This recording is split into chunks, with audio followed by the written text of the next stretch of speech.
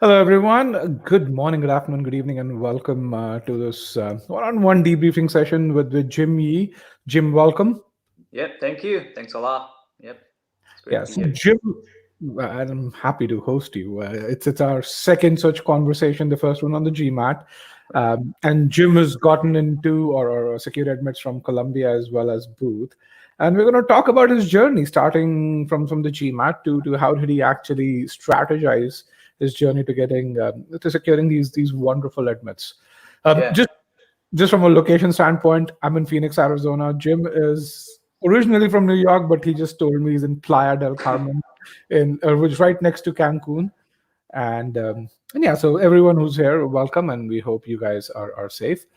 So just from an outline standpoint, so we're going to have the session for about an hour.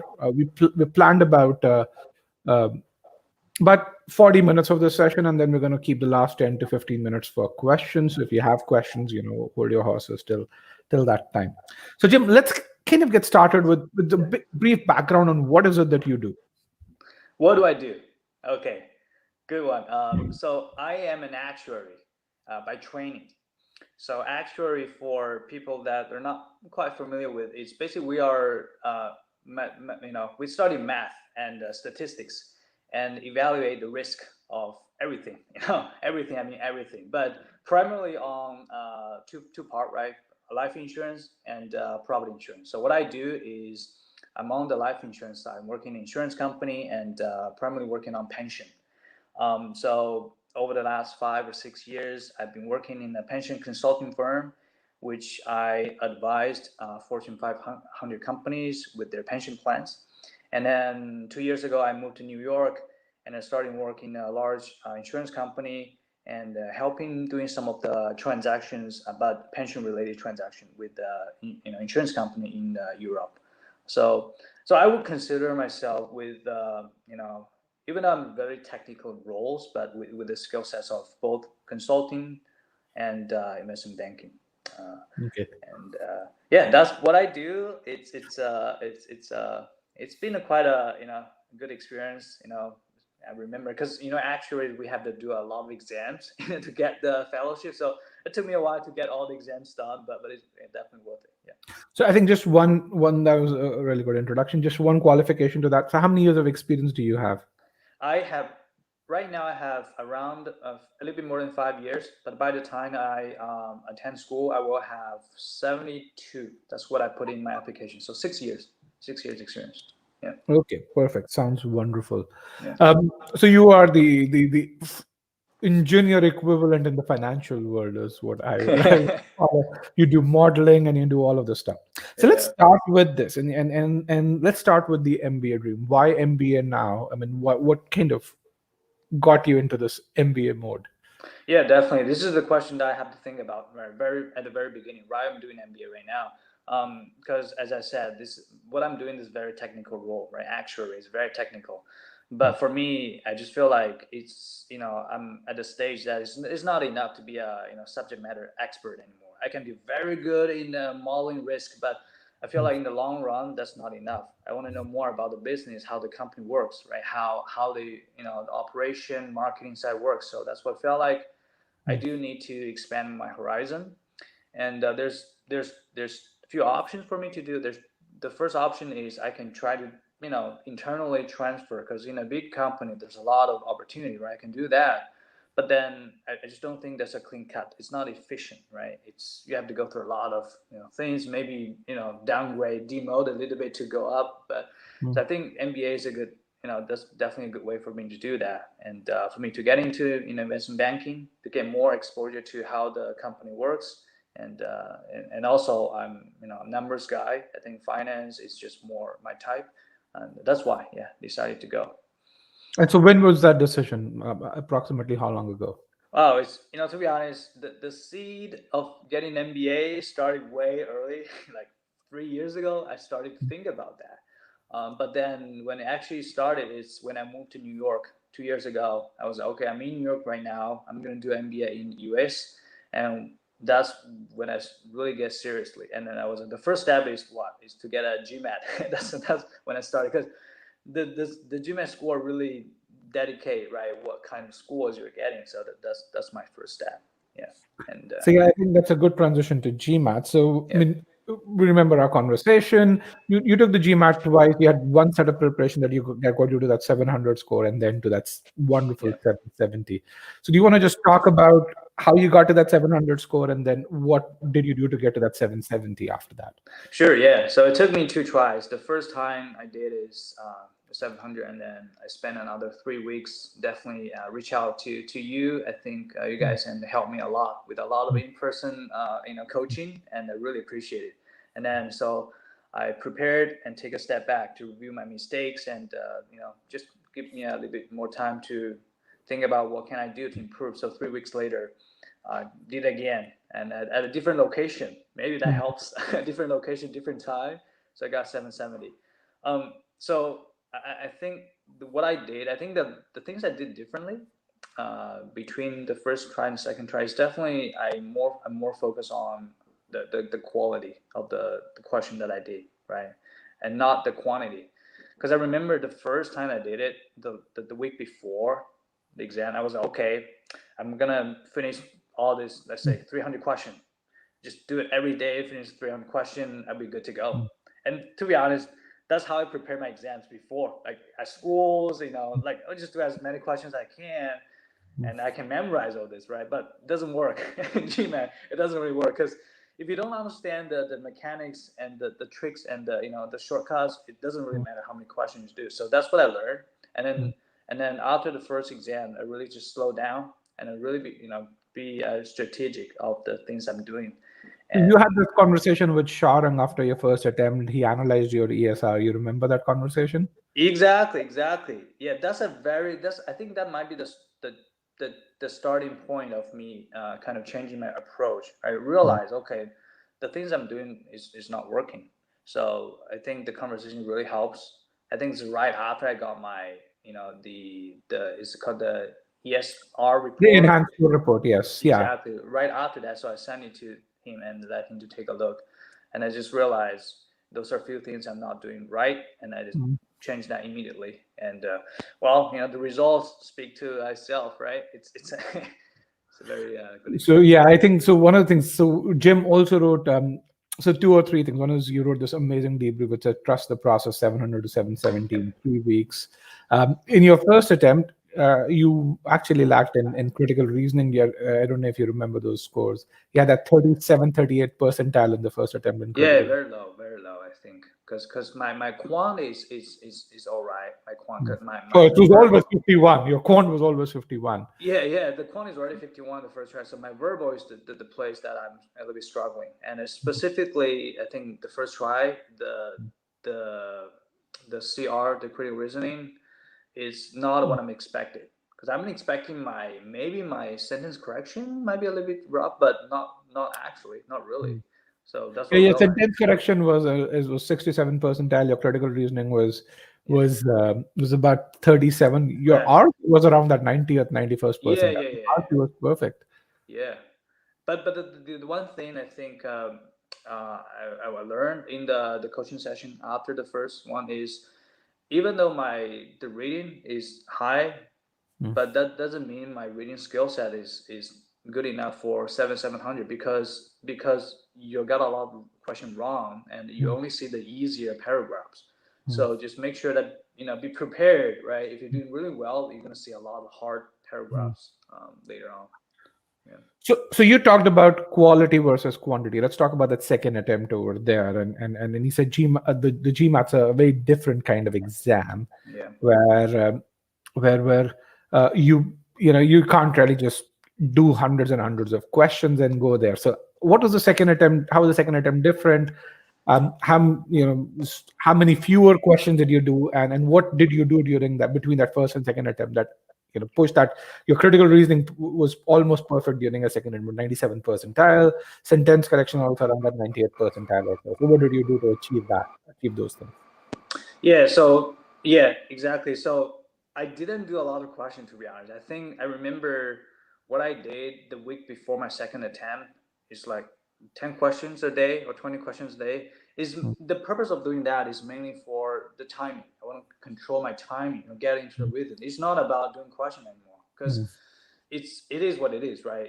Like, this is what just make sure you can have that in the exam. So timing. But before that, during the 3 weeks period, I was mainly target on my techniques, like the pre-thinking you were doing. Exactly, yeah, pre-thinking. I'm focused on that one, because in the first attempt, I didn't really do any it's not that I don't want to do it. Like, when I get into the exam, it's like, okay, I can't do that. I don't have time. I don't want to do it. I just, pick the one I feel like that's the right. But in the second one, I tell myself, I have to do it. It doesn't really matter how easy or how hard it is. Just stick to the process.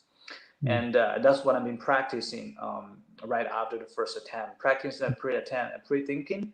Because if you don't practice it, and then you will realize, because you're not comfortable with that, right? So you're going to spend way much time to doing that. So once you practice it, it's just very straightforward. So that's what I've been doing. And then, because it's funny, when I was doing my second attempt, it doesn't feel like I can get 770, because I'm not quite sure if I got this right, But I know if I do pre-thinking, I trust that I know the result will be there, as opposed to first attempt. It looks like the third. This could be correct. This other one. Yeah, it looks really good, but not really. It doesn't work that way. Yeah. The other interesting thing is, which is, I kind of did that analysis on your debrief on GMAT Club, where second attempt, you got way more challenging questions served to you incredibly. Oh, yeah. Yeah. And your time to answer questions was lower than what it was during the first attempt, because the ESR showed that. Exactly. Yeah, it's very interesting. I ordered the enhanced report as well, even though I know I'm done, but I just want to know what it looks like. Yeah, it's harder, but I actually ended up spending less time. It's very, I still remember. I'm not quite sure, but for some reason I spend much less time to do that, as opposed to first try. I'm sure, but I spend more time. I think it's definitely because of the approach that I'm using. It shows this different. So now that you had the 770, so what so you had a list of schools before when you had the 700, then you had a second list of schools and you had a 770. How did that list change? It changed dramatically, because that's pretty much the like, everything's based on that, right? I know there's application is a big package, but that's a very deciding point. So before that, I'm thinking, because I'm in New York, right? There's New York, we have NYU and Columbia. So yeah, before that, I'm thinking, definitely I'm gonna apply one of those, but I'm not sure. Columbia, maybe it's like a maybe, right? Yeah, because the 700, it's a maybe. Yeah, it's a maybe. So maybe I'm gonna go for NYU if 700 is my final score. But it's even NYU is gonna be tough. I think 700 is gonna be tough, right? So, but then once I get 770, I start to, I can go for Columbia, but what else? Maybe I can go for Wharton and give it a try. So that's when I started thinking about, maybe I can go for those even higher tier schools. Yeah. So you strategize your preparation. You were talking about how you strategize your preparation. So you were done with your GMAT, what, October-ish 2019, right? Somewhere around that. Yeah, early October, I think. Yeah. So and then you started your application, and I had this written down over here. You said end of May, early June, which is as soon as Harvard releases its it's the very first application open. Yes. Yeah. So between October of 2019 and June of 2020, how did you utilize that time? How did you strengthen your candidacy? How did you decide which schools are the right ones for you? Yeah, so there's two things I was doing between that period. The first one is I started to do my volunteer, the extracurricular stuff.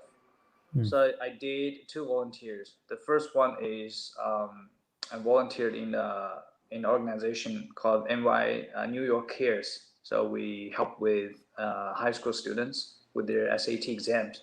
So that's what I do. I did the entire semester. I think it's called the fall semester. Actually, even a little bit more. So all the way until March, this year, March. So a little bit more. And then the other one is I did a choir, a church choir sing because I love music. I play piano, so I sing in church choir. So we do Sunday service every week and some of the holiday seasons as well. So that's what I did. And then the second main thing I did is I start to, reach out to current students in the business school that I'm targeting.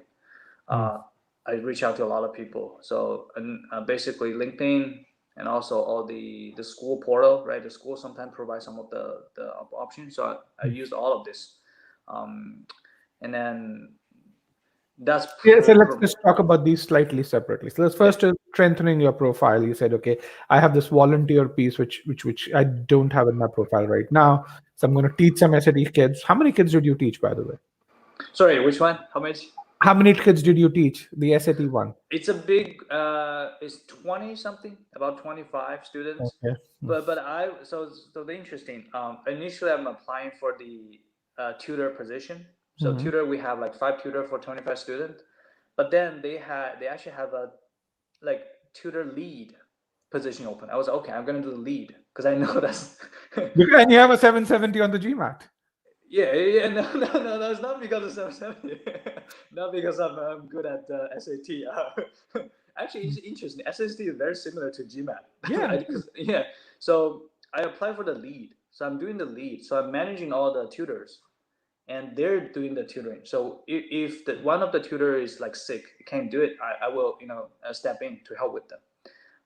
That's basically because I know business school they're looking for a few quality, right? Leadership is definitely one of them. So I know being a tutor lead, it's definitely more valuable experience when applying for the business school. Okay, so I think this is a really important question then. So in your work, do you have people who are reporting to you, who report to you currently?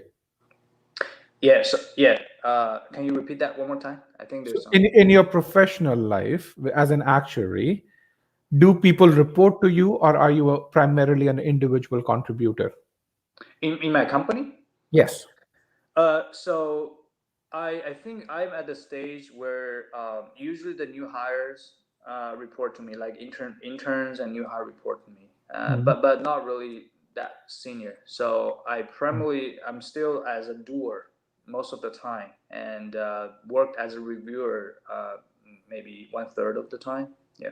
So the reason I asked this question is so then that SAT leadership experience was interesting. It added because you were leading tutors over there. Exactly, because it's a little bit harder for me to demonstrate like the direct leadership. I mean, as a manager, like that is in my current job. It's a little bit harder because I don't really got that many experience. But I do have some stories. Like when you get to the brainstorming session, you have to come up. But I think the SAT tutor definitely adds to that aspect. Definitely. So then let's talk about the other piece, which is the LinkedIn outreach. Yeah. So for the LinkedIn outreach, and I had this in my notes somewhere. So you had a strategy where you said in the end, you probably talked to 5 students from each of the target schools. Exactly. So can you elaborate, A, which were the target schools that you had, and B, what was that strategy that you followed on LinkedIn that allowed you to get to those 5 students from each school? Okay. So my target schools, this way I plan to apply 8 different schools. That's my plan.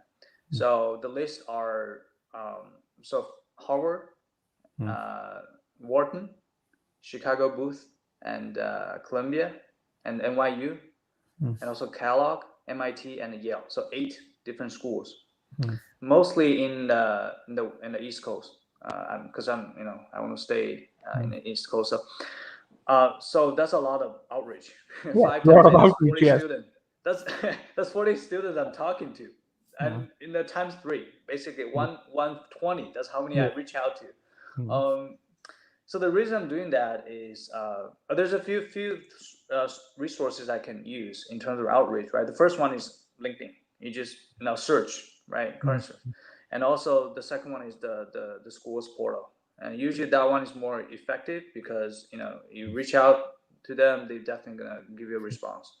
So I'm using those two.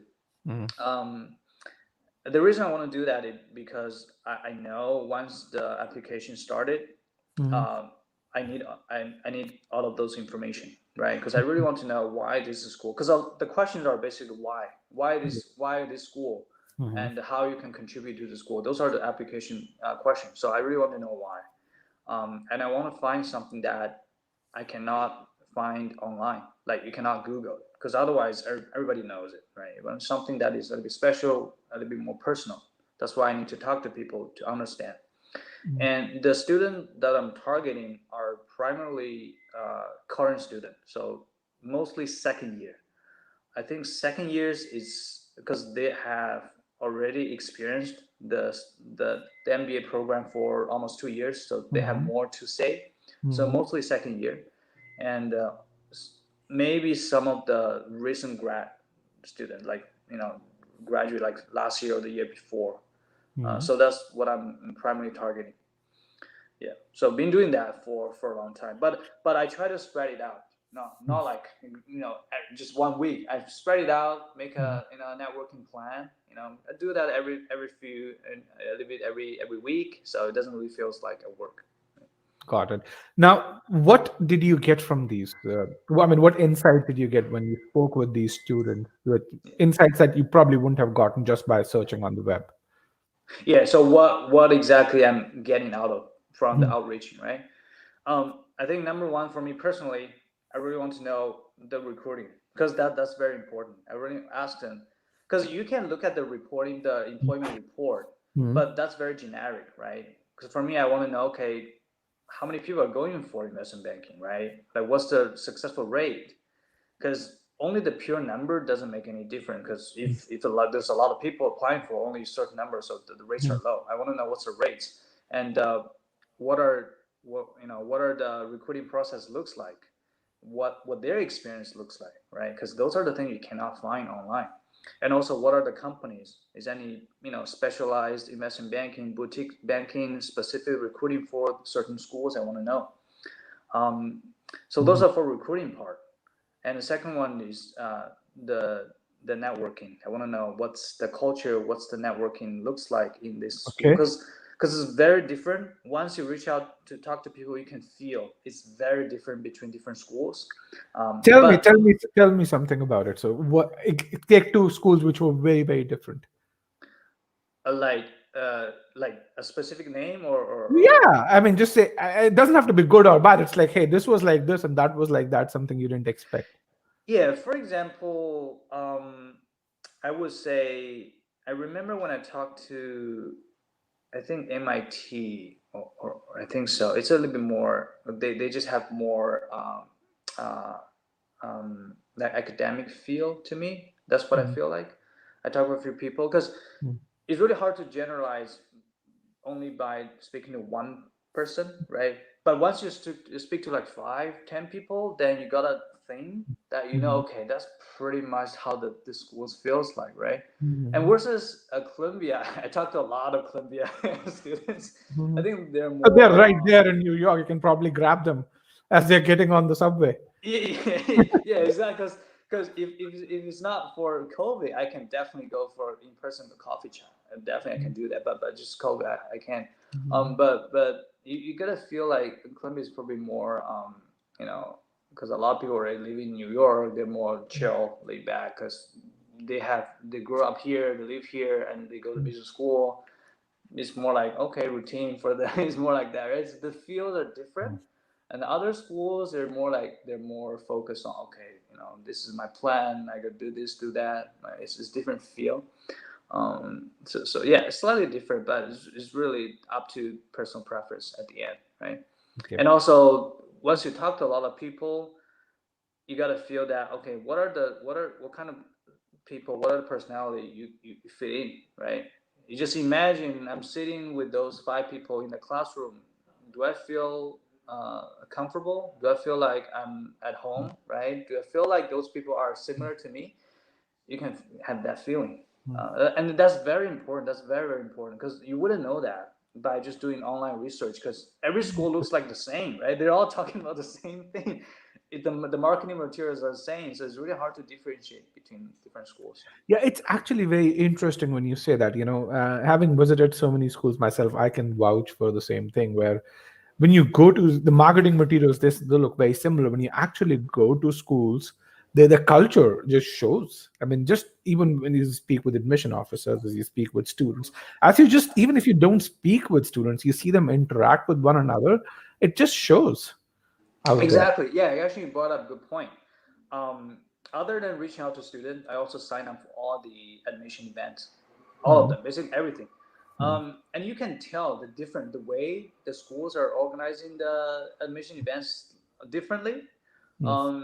Even though the materials are similar, right? They're talking about, okay, how many students, what are the requirements for application, but that's not what I'm focusing on, because I already know those. I want to see how they approach, how they interact with the students, what are their, like follow up looks like. That's really different, right? It's very, very different between schools. Yeah. Got it. And I absolutely agree with that. Yeah. So one last question before we go into the application itself. What kind of an advantage do you think the fact that you were done with the GMAT like a year before you, or rather, but 8 months before you actually applied? How big of an advantage was that, or what's the advantage of getting in with the GMAT sooner rather than later? I think it's huge, right? First of all, once you get it done, you know what schools you're targeting. You know exactly what schools you're targeting, right? As opposed to you are researching school at the same time you're doing GMAT, and you're not sure what your final score looks like. It just imagine if I don't know I'm gonna get 770. Imagine I'm having a 700 on my belt.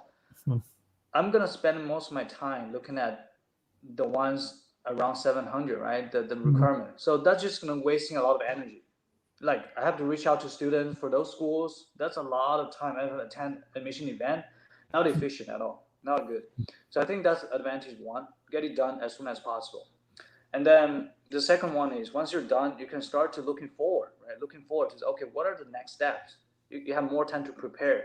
Look at the holes in your profile to fit in the holes, right? To get more, because at the end of the day, it's a complete package. It's not like GMAT is the only thing that matters, right? So there's a lot more things you can do. There's a lot more, right? But getting GMAT done is the very first step. So I feel like, by getting done like November, October-ish, give me a lot of time to reflect. Like I basically have like 7-8 months to prepare, get it ready. So that's a lot of time. That's more than enough. So just make sure that I'm not, leaving anything. I think one of the big pieces also there is that students, you get the second years and the recent grads who you're talking about, they are way more available than right? Exactly. Yeah, you got a time to talk to students, right? That's really important as well. Yeah. In your case, I think there's a third advantage you were talking about, which is that you had this application strategy where you said, I'm going to apply to, you said, Columbia in the early action round, early decision round. And then if I don't get, this is what I'm going to do. You had this strategic options plan created. Yeah. So can you tell me what that plan was? And then how, in your case, it just reduced the amount of effort you had to do in the end? Yes. I think this is probably something that not a lot of people talk about, like the timeline strategy-wise. First of all, I know I want to apply in round one for sure, right? Because round one, everything get it in. Now I'm looking at different schools' timeline. I know Columbia's early decision is open in late July, I think, around mid-July, late July-ish, and it's rolling basis. The benefit of rolling basis is once you submit your application, you're gonna get the interview in 2 weeks or 3 weeks, no matter what. Like either decline or go ahead. So you're gonna know the result. So then I can move on with other schools once I get the result. So that's what I'm planning, right? I want to get the application in as soon as possible and want to get it done even before the due date of some of the other schools. So I don't need to waste time to applying for the other schools that I don't need to. So in a way, save a lot of energy, and also because the main consideration at the beginning is because of my recommender. I don't want to overwork my recommender because there's so many schools. When I told them I have 8 schools, they're like, "Oh my gosh, 8!" But I told them some of the schools are very similar. So it's more or less identical. Yeah. Exactly. But again, I just don't want to ask them too much favor. So that's my main consideration. If I don't have to apply certain schools, I don't want to. So it turned out So it turned out very well. I'm just looking at your timeline, which we had recorded in our pre-interview discussion. You said you applied to Columbia end of July. You got the interview sometime in August. You had the decision by the end of August that you got in. Exactly. Yes. That And was because of this, you did not apply to, you earlier planned to apply to Kellogg, Stern, Yale, and MIT. You didn't apply to Kellogg, Stern, Yale, and MIT because you got in Columbia. So you only then applied to Harvard, Wharton, and Chicago. Chicago. Yeah. And were the only. So you kind of reduced the work to half of what Yeah. it was. Exactly. And Yeah. you had certainty right there. That's true. Totally. Yeah. Pretty much by half, right? And basically, I can at the same time, right? Once I got the result, I can start to focus on the next step. I can look forward again. I don't, so I just keep moving, right? I don't stuck in one place. So I can start to planning to, see what are the things I need to do before now and until next year, so I can get prepared for the recruiting. So I'm kind of, a little bit ahead of the game, right? Which is true, absolutely true. So let's talk about. We've talked about the MBA application timeline. We've talked about the sequence of events. I'm looking at our notes over here. So you've got to convince the Adcom that you're a good fit for a certain school. So let's talk about Columbia first. So how did you convince the Adcom that you are a good fit for CBS?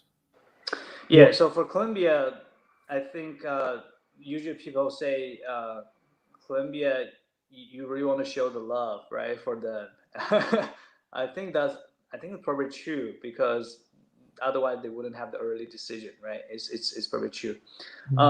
So I think number one is you want to show them why location is important, right? Because that's the big part of Columbia Business School, the location. You want to show them why.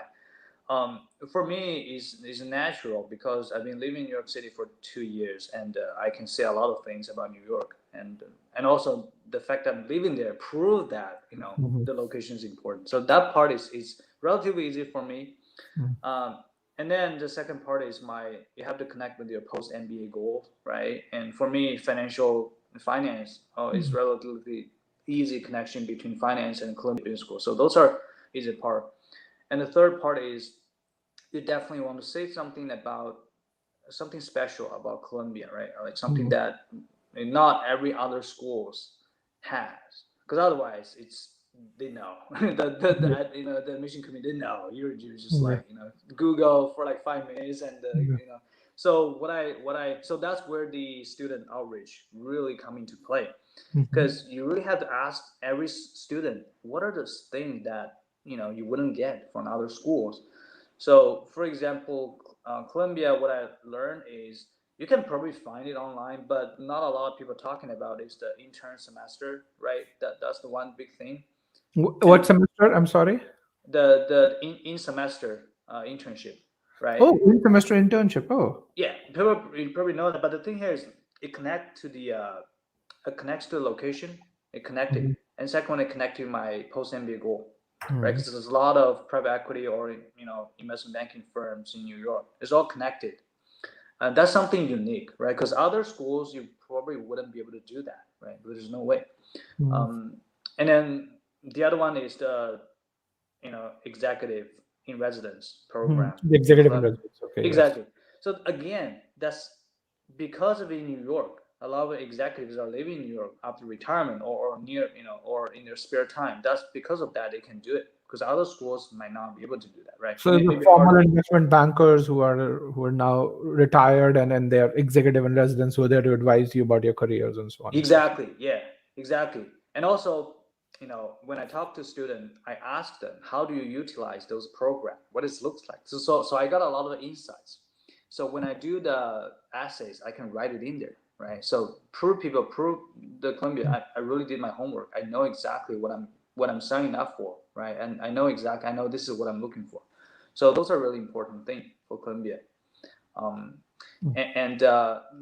again, I think, not sure next year the essay will be different, but this year they separated two parts, right? One part is why Columbia, the second part is why New York. So you might have to do a little bit, cut to split it up, right? Got it. Makes sense. I think the other piece which is also there is when you know so much about a school, you're kind of writing as if you're writing from your heart, which makes it much more believable. Yes, I think so. Definitely. Sorry. Okay. Yeah. So then let's talk about the same question for Booth. How did you approach that? Yeah, Booth is so I think that the questions are, the ideas are similar, right? Basically, Mm, you want to make sure that you did the research and mm, why Booth is a good fit. So I think Booth, first of all, again, mm, number one is the post MBA goal. That's always mm. number one, Yeah, right? so To that's get the question. connected. How will the Booth MBA help you achieve your immediate and long-term post MBA goal? I think that's the corresponding. Exactly. Yeah, that's like literally the question, right? So for me, the structure is very similar, right? For me, is I know I want to get into investment banking. And so that part is relatively straightforward because Booth is well known for their finance, economics, right? So that's relatively easy. But if I would have other goals, like something that is a little bit niche, then you might need to do a little bit more research to reach out more people to understand. But for me, that's relatively easy, right? Booth is up there. So that part is easy. And then the challenging part is to find something unique, right? That you can say about Booth, but not, for example, Columbia. How do you differentiate that? So what Yes. I did is I again reach out to students. I asked them. I don't have to answer myself. Let them answer for me. So what I found Because they is would have made the same decision, by the way, a year or so e- back. exactly, right? Exactly. Um, so what I found is there's a lot of Chicago-based company, very well-known boutique firm, Mhm. are only recruiting, of course, Chicago, right? 'Cause they're Chicago. Makes sense, yeah. Exactly. Yeah. Maybe they go to like other school, but primarily in Chicago. So I asked them what are the firms and what are they doing, Mhm. and so I can pick a few that connected to my goal, like my coverage group. Like I'm doing financial institution group, right? Insurance coverage. So there's a lot there.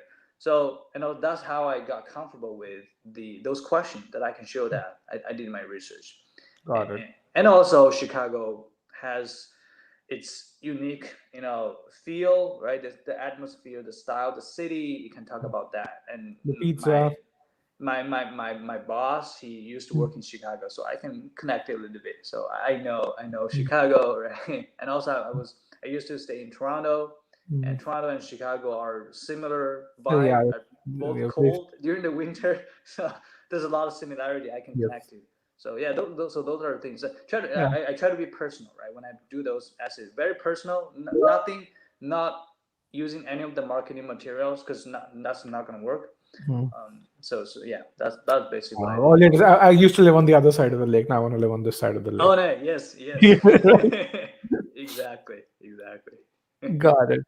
Okay, so let's talk to the other one. The other question I think more interesting for both Columbia and Chicago. So, Columbia question: tell us about your favorite book, movie, or song, and why it resonates with you. So, let's just first start with what's the purpose of this question, and then go into how did you approach this question. Yeah. So the essays for Columbia Business School, Mm, right? This yeah. is this is a new one, I think, for this year, right? Mm, Um, so when I approach this is basically a lot of people. There's a two ways to do that, right? Because mm. any of the essays you have to connect to your goal. Yes. That's for sure. You have to figure out a way, right? You can't just talking about that for the purpose of that. So you Yes. can either start from your goal Mm, and go back to see, okay, what are the things I can connect, or you can start with the favorite book or movie first and then try to connect it later. mm. So But it has to be connected to the goal. yeah, Yes.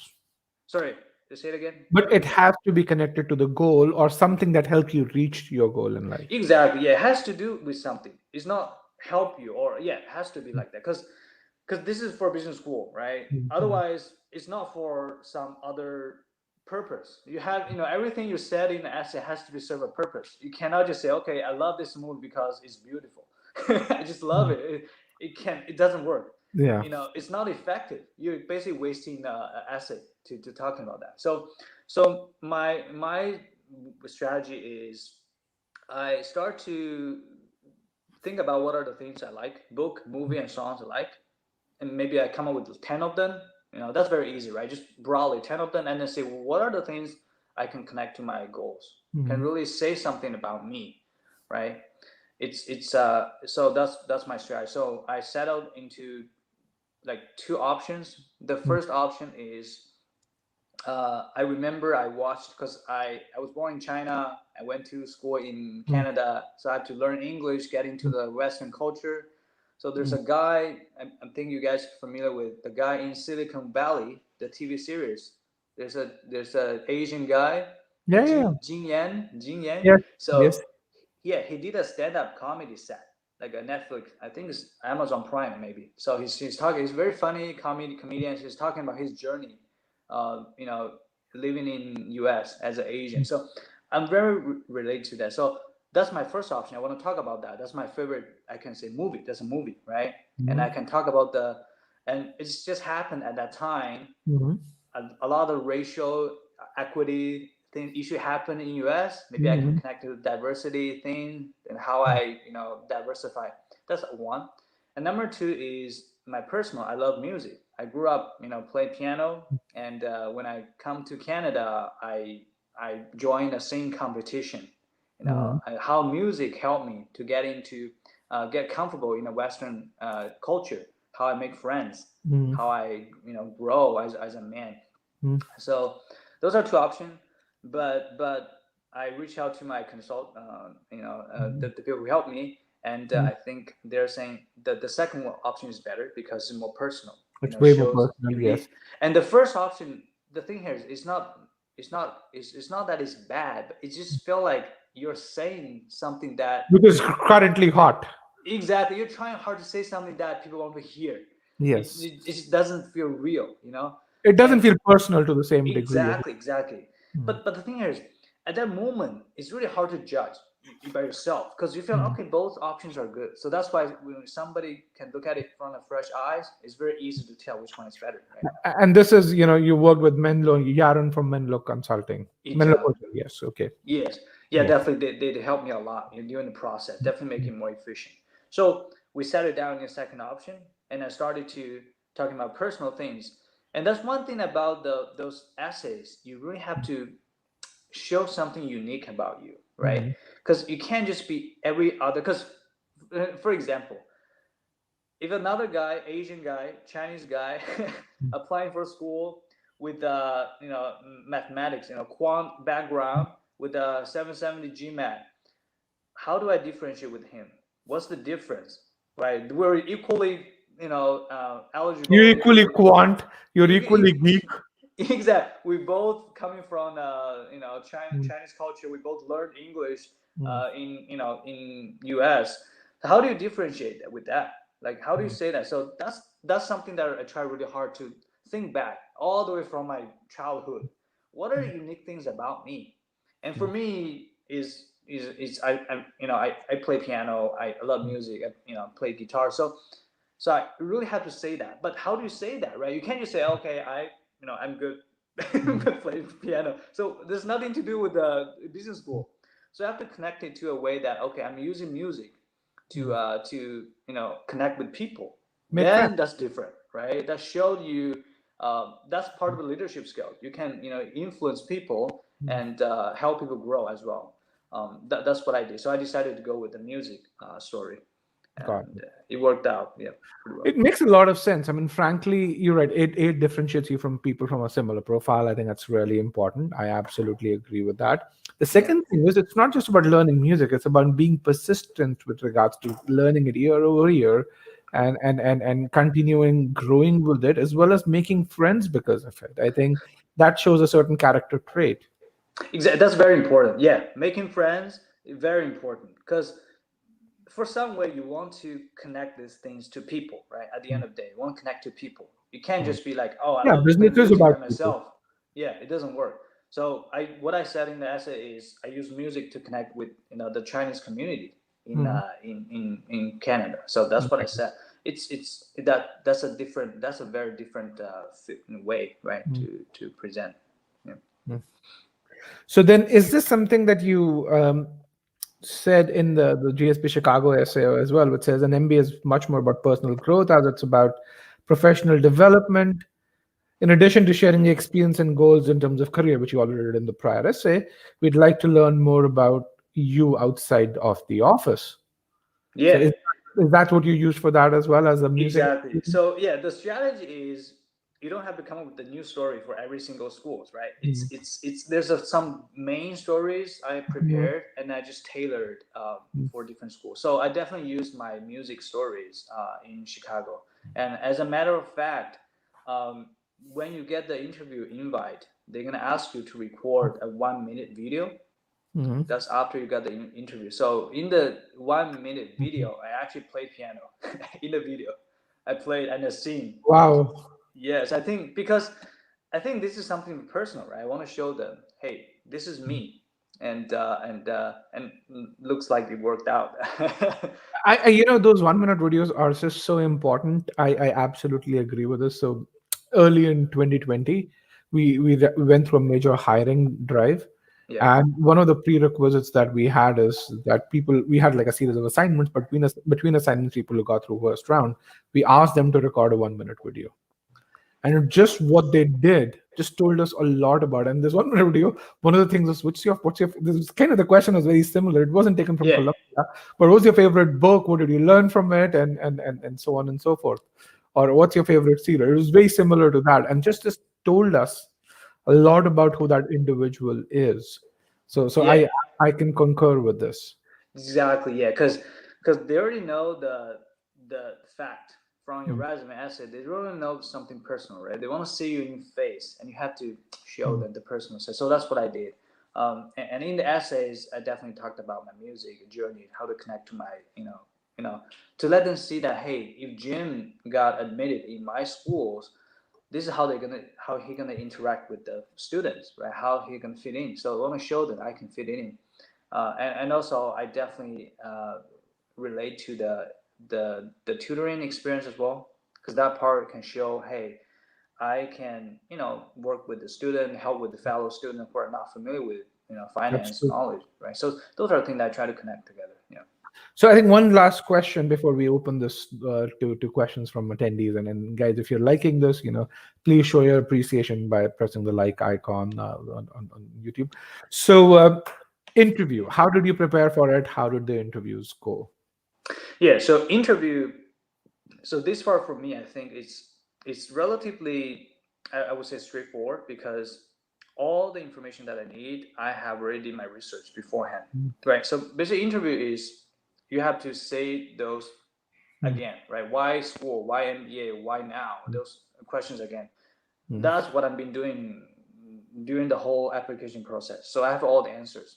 Now it's just a matter of practice, practice, practice. How to say that in a condensed way, in a like short 1 minute window, right? Mhm. And and also before the interview, I did more student outreach. I talked to more people. I just want to know more about schools. So I think I talked to like 2 or 3 people per schools that I'm interviewing with. So I think that's the way for me to learn more about the school. And in terms of the actual interview, because all the questions are pretty much online, you can find those. So there's no surprise. But I don't think it's the questions that matter anyway, frankly. It's the research that matters that you've done. Exactly, exactly. The question doesn't really matter at the end because one of the schools are basically uh, completely freestyle. They're not asking any of the routine questions because they already know. They don't hear that again. Like, oh, why my school is your first year? Like, they know. So complete freestyle. They just start from. It's like an interview. They start from my resume and just but they dig really deep. They very deep. So they want to know you really know your stuff. Whatever you put Oh on yeah. resume. It's the question that's open-ended, that's the most challenging, not the ones that's specific. Exactly.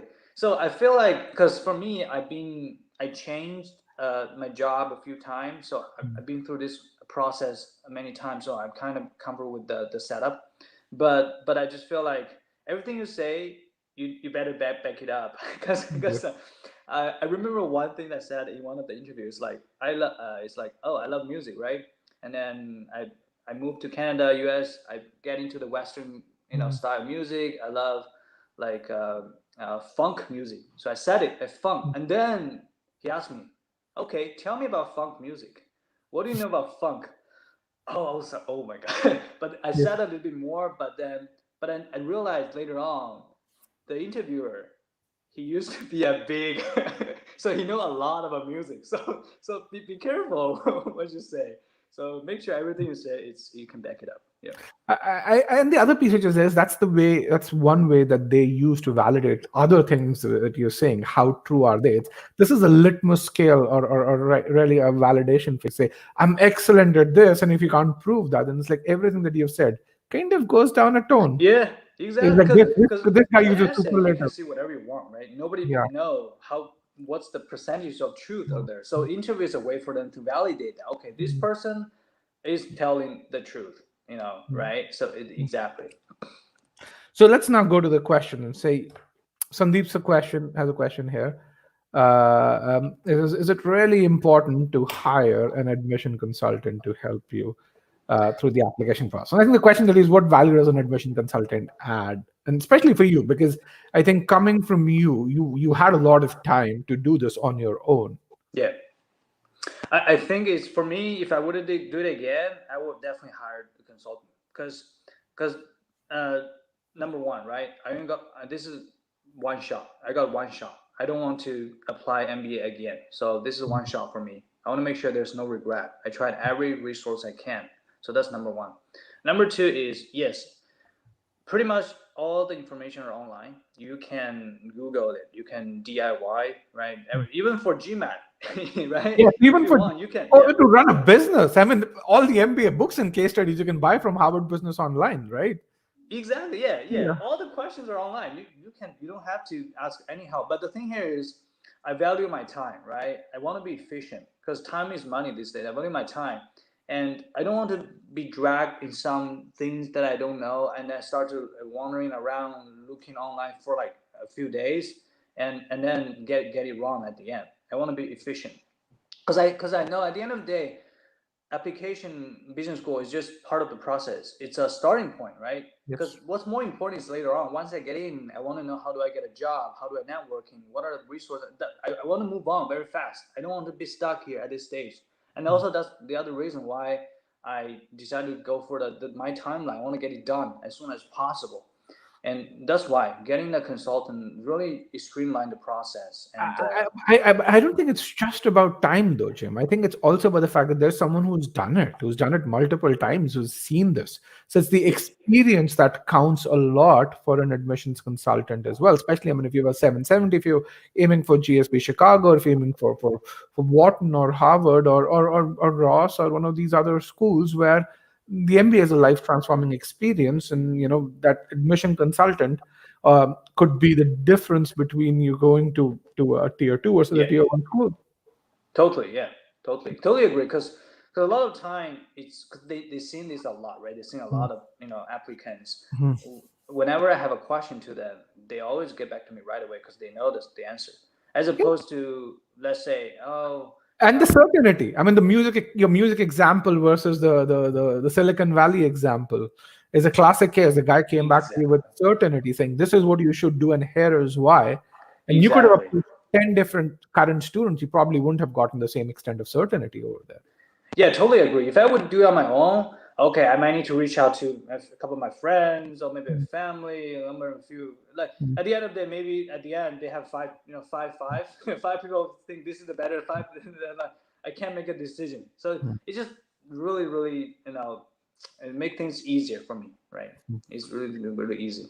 And the other thing is, when you make a bet on an MBA consultant, that person's also making a bet on you with regards, especially with good consultants, to really say, I'm choosing to work with Jim, which means good consultants are always oversubscribed, like good business. Yeah, exactly. Right. And so I'm choosing to work with Jim, which means I'm not going to work with someone else over there. So they have a vested interest in making you successful. Yeah, because they only have a certain capacity, right? Every round. They want to make sure they'll help the student they're helping with can get to the best school they can. So they really want to make sure that makes best of use their time as well, right? Of course, definitely. Let's talk about this other question. It says, if your GPA is slightly lower, if your other parts of your application are good, does that a slightly low GPA matter according to you? If you have a very stellar profile, Yes, GPA lower is fine, right? Because if you look at the report, there's always people at the lower end to get in. But the thing here is, at least for me, right? That's not the case. That's not the case. And I think for most of the people, that's not the case. It's really hard. I think it's harder to get a stellar profile than getting a higher GPA, Yeah. right? Because a stellar profile is not something you can get it done in a few months. You have to a lot of time to accumulate all those experience. That's even harder. So, and also, by the time you apply, everything is pretty much set in stone. There's a lot of things you cannot change, and GMAT is the only thing is under your control, right? So, because I would say if you have you have the ability to change your GMAT, definitely spend more time on it instead of changing other aspects, because that's harder to do. I think the piece which is there is when you think about what does a GPA represent, what does a profile represent, what does the GMAT represent, all of these point to consistency and excellence and drive. There are these three things, right? Yeah. So if you have an excellent GMAT score, if your profile is good, which means you've demonstrated consistency and excellence, and maybe there's a couple of events 4 or 5 years ago which led to a lower GPA, but beyond that, if you've been consistent, it's just those events don't matter, frankly. Yeah. This is not a mathematical calculation and which is, and I say that because a lot of people over here, also from India, and India, these B school decisions are a mathematical calculation. Every aspect has a certain weight. Here, it's not a linear equation where you have W1x1 plus W2x2 plus W3x3. It's like it's a non-linear equation where you show evidence of excellence, and there are multiple ways of doing it. Some people really impress during the interview, and for them, other things kind of they make up for those other things too. Exactly. Yeah. Totally agree. Totally agree. Yeah. Yeah. So here is another question, which is, Arslan said. He says, "Hey, I've just taken the GMAT and I'm thinking whether I should start the application process now or wait for the first round for fall of 2021." Yeah. So this is about timing, right? Should I apply for round 2, 3, or Yes. wait until round 1? Yeah, I think if you ask any of the admission consultant, they always say apply when you're ready. That's their official answer. But I think everything be equal, round 1 is better, right? Round 1 is better. I think that's fact. Round 1 is better. And then if timing, right, this year versus next year doesn't really make a difference for you, then do next year, round 1. Right. But then if for some reason you think this year is the only window then you go for it, right? But bear in mind, if for some reason didn't get accepted, then you have to make sure when you apply next year, you have to add an additional essay to address why. Yes. Like What have you done? Yeah. What have you done in between to improve your profile? So I think it's just I kind of advise people to do a strategic options approach, where I say, first of all, it depends on how. So you're done with the GMAT, right? So it depends on how much do you know about the schools you want to apply to. So if you know a whole lot, it makes sense to apply in round 2 and round 3. Just because I have enough evidence where I've seen people get scholarships. In fact, in about 15 minutes, I'll be speaking to a guy who applied in round 3. Oh. He got 3 full fellowships, or actually 5 full fellowships in round 3. Yeah. The reason I'd be talking to him is because he's about 8 months away from graduating. He just got a job at Amazon, so I want to understand how he actually did his job search during COVID times. Yeah. So I mean, that guy, round 2, he actually applied to in round 2. He didn't get a single invite or a single acceptance. In round 3, he got 5 full fellowships. Now he improved his GMAT score between round 2 and round 3. So that had a huge impact. But I think the question really is, if you know the schools well enough, and internally, I mean, in your case, you felt you were ready to apply, whether it's round 1 or of a certain year versus round 2 of a prior year. I think you have to feel you are ready. Yeah. The second thing is have a strategic options approach. I mean, if you think you are somewhat ready, or if you're in that middle point, apply to a couple of schools which are probably not your first choice schools, but are similar schools, but schools that are known to give feedback. I always tell people apply to Tuck. Tuck's a great school, but and if you get in, voila, you got in, and it's a good place to be in. if you don't get in, they will give you feedback as to where Oh you yes, that's a good strategy. Yes, very very interesting. I think that's right because Mm. you get a chance to get a Mm. feedback and then improve later on, Mm. right? It's Yes. it's it's like a big multiple attempt, right? Yes, it costs $200 to apply to a school, right? Yeah, exactly. Especially if you are in the current state and you're really saying, maybe I'm going to put the best foot forward around one next year, but I'm done with the GMAT. Maybe I might not. I don't use an admission consultant now. Maybe I apply to a school that is stuck and a couple of others, and see whether I actually need one. That's a good idea because I actually thought about that when I Mm. was applying because Mm. the previous round, right? We had those extended round 4, round Yes, 5 because of extreme. COVID. Yes, COVID. I actually thought about maybe I should because everything is ready for me by that time, right? I got the GMAT, everything was ready. I could have applied the extended round for some of the schools. And back then, I know, and maybe I can try Columbia at that time because Yeah. Columbia, a lot of international students cannot make it to the school. Maybe Yes. they have a few spots open. Um, but the reason I didn't do that is I just feel like I'm not ready because I know I'm not ready. I haven't done my student Yes. research. I don't know what to say about the school. It's just too rushed. But You have to be ready. I think that's the yeah, first. if I was ready at that time, I would go for it. I would go for it. Yeah, Yes. exactly. Okay. Let me just hide this over here. Letter of recommendations. Were you afraid to ask your employer, or how did you approach it? I think luckily for me, my manager, he's very supportive. So because again, right, I had this idea for a long time. So I brought it up with him very, very early. Like I didn't wait until like April or May. I brought it very early at the beginning of the year. So I kind of give it an idea. Hey, this is what I'm going. And what do you think? Do you think this is good for me or not? Because it's like a discussion. We're talking about my career. Right? What's the best move for me?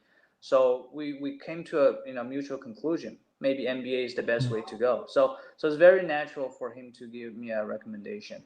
But I think the communication is very important, right? And At the right time, also, I think the right time, the timing of the communication timing, also. yeah, exactly. And also for me because I moved to New York 2 years ago. If I would apply a year early, which means if I would ask my recommender to give me a recommendation like right after I joined the company, not a good timing. So not a good timing. So yeah, timing, communication, and make sure get your recommender on board, right? Make sure get them on board, and this is the best decision for you, and that's very important. So I can tell you from my personal experience. So you worked with Sharang, right? So Which one? you worked with Sharang for your second attempt. He was a GMAT strategy expert at e-GMAT. Yeah, yeah. He's just started his MBA last year Oh, at Keenan Flagler, and he just landed in the US on Sunday. So he told me that he was going to go for his MBA a year before he actually went for his MBA, and because I was going to be his recommender, oh, and the beauty of that was that we could really chart out a plan for him. He said, these are the leadership things that I want to do. So, and this is the amount of effort that I'm willing to put him. So for me, I had him for that 1 year, and I said, okay, this is how I'm going to use you. So for me, it was a win-win for both of us. For him, he got all of those leadership experiences, yeah. and for me, I got someone who's really devoted to it because it wasn't just for the salary that he was getting, but in addition to that, it was also for the future that it opened up for him. Yeah, yeah, that's 100%, 100%. Because one of the things you know, in the recommendation letter, right? There's always two questions, and the second question is, what are the feedback you gave to this applicant, and how he react, right? Incorporated. So that is something you have to plan ahead of time. Yes.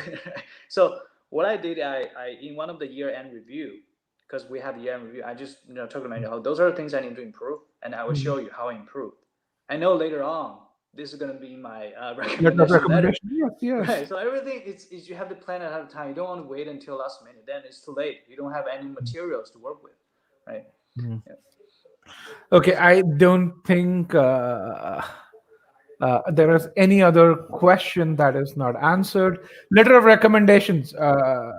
What should they bring about? I think we have some really good articles that we can really point to, but it should really complement This is a question that you can see. The LOR should really complement what you've written in your essays. If you've said, hey, these are the traits that I bring, or these are qualities that I bring, your recommender should talk about those qualities as well, right? Exactly, yeah. Because we have like routine meetings, one-on-ones. So I constantly communicate with them to say, okay, those are things we can probably talk about, right? If there's anything that we can show this, as leadership or teamwork, those kind of thing. So it's a lot. There's a lot of talking, discussion in between. So basically there's no miscommunication. Everyone has to be on the same page. Everybody is on board. That's how I go about it. Yeah. Yes. Okay, I think at this point we pretty much answered every relevant question. I don't think you're giving out your phone number or email address. I hope so. But other than that, I want to thank you, Jim, for joining me today, and yeah.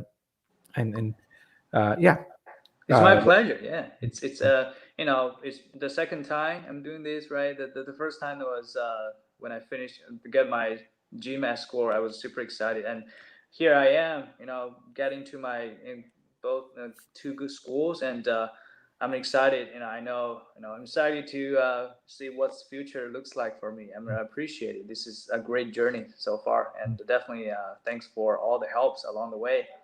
And then also you encouraged me to share my own experience online. So that's a first. I've never done it before. This is my first. All the comments, all the support I received is overwhelming as well. So this is a great experience. Yeah. Okay. Well, I think I wish you good luck.